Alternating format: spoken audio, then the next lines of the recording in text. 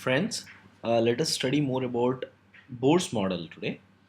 Uh, Bohr's model and hydrogen spectrum.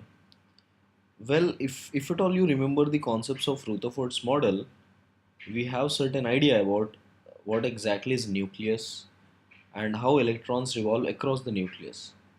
Well, these are the same features retained by the Bohr's, and he postulated with certain refined, with more refined points here. Okay. So first point which Bose has proposed that an atom consists of positively charged nucleus responsible for the entire mass of the atom. Well, this was the exact same assumption which was given by Rutherford's model as well, right? The second one is a very important point that the electron revolve across the nucleus in certain permitted circular orbits of definite radii. Okay. Now let us see what he is trying to say. That if at all I have a nucleus, surrounding it there will be circular orbits, and electrons can only revolve in these particular orbits. So if there is an electron, this electron can only revolve in this permitted circular orbits. Okay, so this way there could be any number of orbits. Yeah. Next point,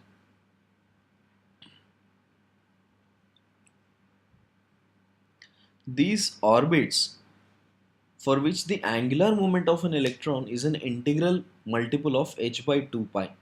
Okay, and the angular momentum mvr can be given as nh by 2 pi. Okay, pi is missing here, so it should be nh by 2 pi. Well, what does this exactly mean? Okay, so that means if at all electron which is moving on this circular orbit will always have a constant angular momentum value. Angular momentum is given by mvr. Okay, so he says any electron which moves in this circular orbit will always have mvr, that is angular momentum conserved, and that value is a constant which is equal to h by 2 pi depending upon the orbit number. If it is any nth orbit, it will be nh by 2 pi. So it will take the integral values of h by 2 pi. So integral multiples of h by 2 pi, as in uh, any if n is equal to 1, it will be 1h by 2 pi, that is the first orbit. If n is equal to 2, it will be 2h by 2 pi, 3h by 3 pi, and so on till infinity. This concept is called Bohr quantization postulate. Okay.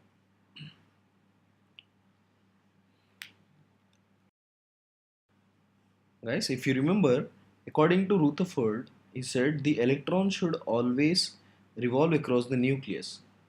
But Maxwell says if there is an electron moving in a circular orbit, that means it is accelerating, right? It is under acceleration because it is constantly constantly changing its direction. So that means it is under acceleration. So any charged particle which is accelerating should always lose some energy. So this way it should constantly lose some energy as electromagnetic radiation. If that does so, what happens? The kinetic energy of this electron should start decreasing and it should eventually fall into the nucleus. But this is not happening in general, right? So this was one of the failures of Rutherford's. And how did Bose has overcome that?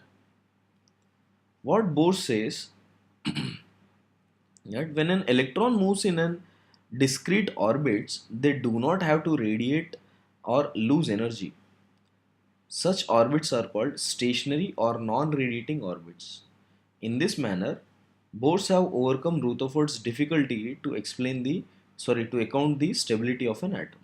So therefore, greater the distance of energy levels from nucleus, more is the energy associated with it. The different energy levels were numbered in this form. Okay, so first orbit or the first shell is known as the K shell, second one is known as the L shell, third one is known as the M shell, then N shell, and so on. Okay, so what is trying to say is Well, what he's trying to say is that if at all I have an electron here and it is moving, this orbit has associated with some energy E1, this orbit is associated with some energy E2, and this with some E3. And as you go away from the nucleus, the energy of that orbit should be more. So that means electron, if it is here, its energy is less. If electron is here, its energy is more. If it is here, it is further more.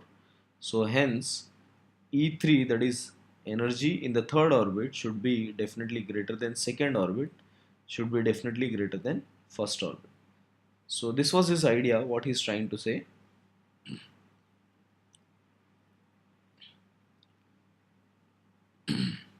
And ordinarily, an electron continues to move in the particularly stationary state or orbit. Such a stable state is called the ground state. So that means at normal circumstances, electron will always be tend to be present in the ground state. Okay, when energy is given to the electron, it jumps from an energy level it jumps to an higher energy level known as the excited state. And when an electron jumps back from higher to lower energy, energy is being radiated. So what he's trying to say is, like, for instance, if you take this, as we said, E2, E3 is greater than E2 is greater than E1. So if you provide certain energy to this electron will jump to this higher state. Okay, it could jump to second orbit or third orbit or any orbit. When it is coming back, let's say electron has been present in some higher orbit somewhere here. Okay, and if it is coming back to the first orbit, then this time the energy should be radiated, energy should be given out. So when energy is being absorbed, electron will excite into higher orbits. When energy is being released, or rather when electron comes back, energy is being released. Well, what we are trying to say is, see, if at all an electron, consider this is an electron, and energy is falling on this electron. So electron will absorb energy, excites to any orbit like this. If we consider energy of this orbit, the first orbit is E1, and this orbit is E2, then the difference of these two energies will be E2 minus E1. Similarly, from the same orbit E2, if an electron is coming back to E1, then this time the energy will go in the form of photon, but of the same energy. So the energy of this photon will also be exactly delta E. Okay, so hence what Bohr is trying to say, that electron will always take some fixed orbit to jump, and it will absorb or release the same amount of energy whenever it is exciting or de-exciting. So guys, we see that when an electron jumps from higher orbit to lower orbit, then the energy is always been emitted, and it always emits in the form of photon. This is what we have learned. And we also learned that if the electron excites from any ground state to a higher state, then the energy required is delta E, okay, which is the difference in the energies of these two. It is the same amount of energy which is released if an electron comes back from the same orbit, goes back from the same orbit to the ground state. Clear?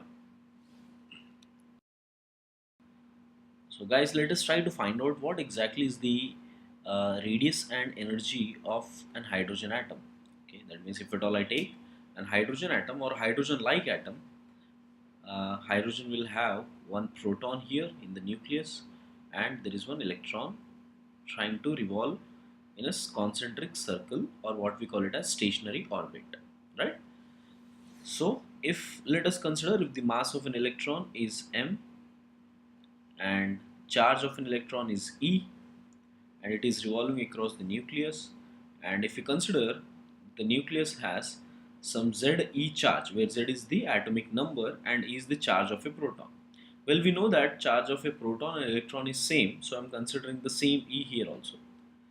So therefore, Z into E is the charge of the nucleus, and hence, if we consider velocity is v for an electron and r is the radius from nucleus to the electron here, then what we can say is this positive charge will try to attract the negative charge, which is electron, right?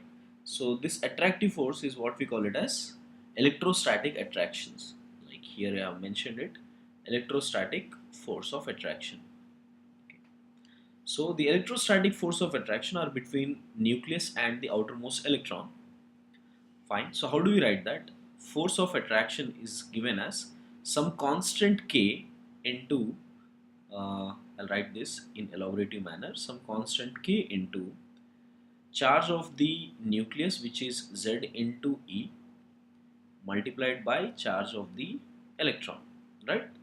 And divided by the total distance, which is r square. Okay. This is also known as the Coulomb force. Okay, so I'll write it in bracket here. Coulomb force.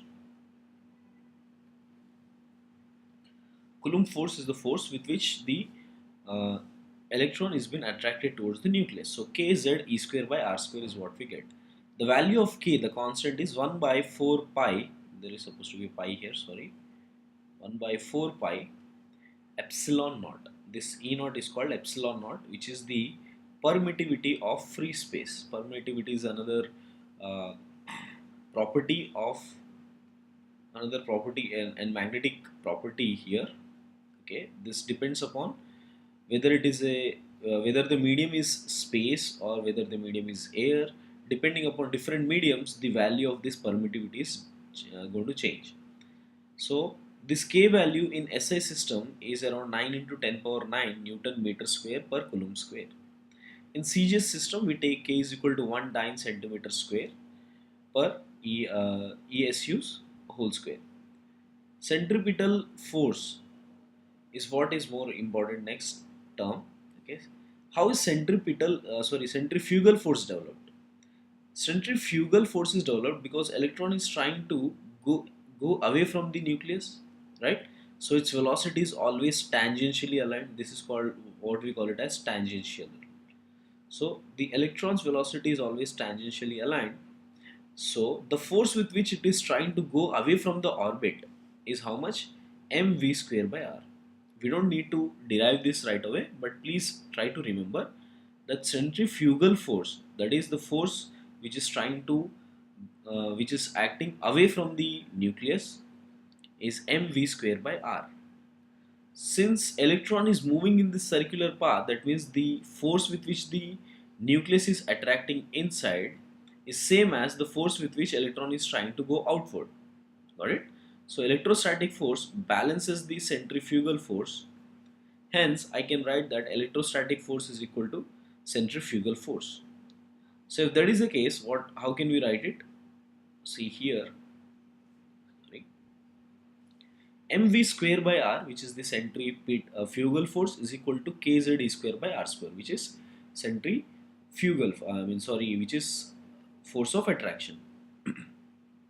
So from here we can write v square is equal to kz e square by mr. 1 r and r got cancelled. So according to Bohr's postulate, we learned that according to the angular momentum quantization, we learned that mvr is equal to nh by 2 pi. So v is equal to nh by 2 pi mr. So if I square on both sides, v square is equal to n square h square by 4 pi square into m square r square. And we just know that v square is also equal to this. So if I equate this equation 2 and equation 3, then what would I get? Kz e square by mr is equal to n square h square by 4 pi m square r square. If you solve this, you will get the value of r as this. Yeah. Right? So therefore, r is equal to n square h square. R is equal to n square h square by 4 pi square m k z e square. So what exactly is n? We know that n is nothing but orbit numbers 1, 2, 3, so on till infinity. Okay.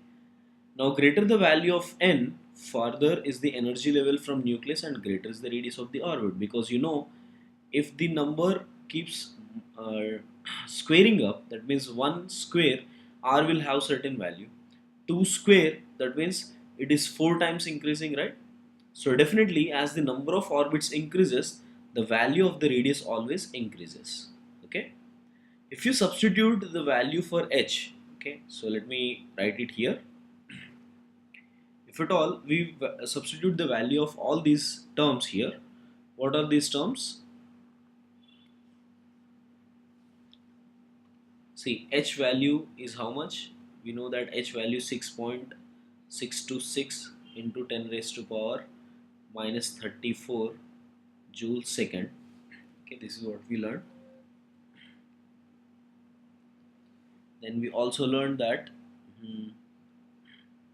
E value charge is around 1.6 into 10 raised to power minus 19 coulombs. We also learned that mass of an electron is 9.1 into 10 raised to power minus 31 kgs.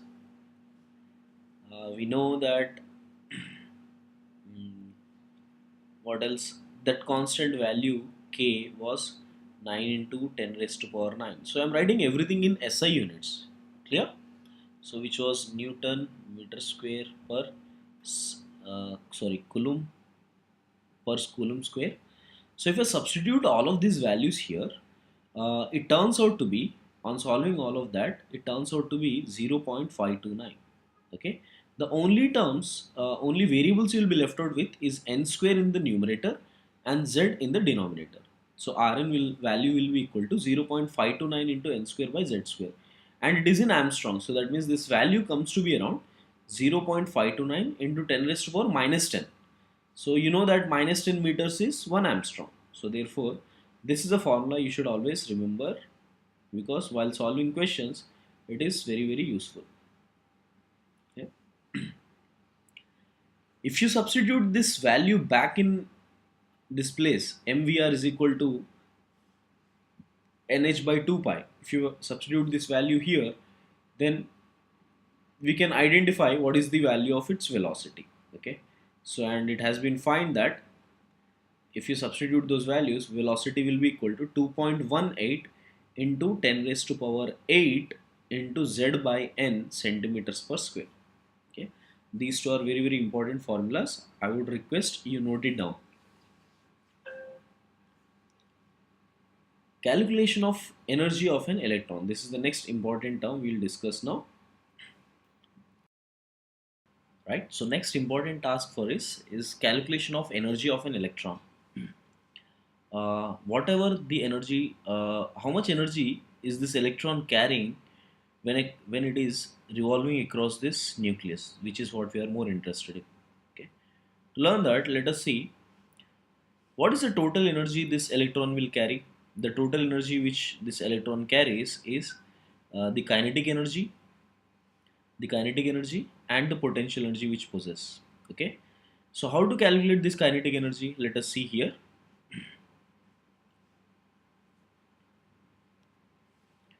See, we learned that MVR is equal to NH by 2 pi. Also we learned MV square by R is equal to KZ E square by R square. Okay. So if I cancel this, it would appear as if mv square is equal to kz e square by r. So what is kinetic energy? Kinetic energy is nothing but half mv square. So which is half into mv square can be written as kz e square by r. So hence kinetic energy is nothing but half kz e square by r. So which is what it is written here, kz e square by 2r. And potential energy will always be in the negative sign. Okay. And how much will be the potential energy? We know the force with which potential energy is force with which it is pulling in, which is what we call it as centripetal force, multiplied by the distance, which is nothing but r. And this will always be in the negative sign because it is a work that has to be done. So minus kz e square by r square multiplied by r. So which is equal to minus kz e square by r. So hence potential energy is minus kz e square by r, kinetic energy is kz e square by 2r.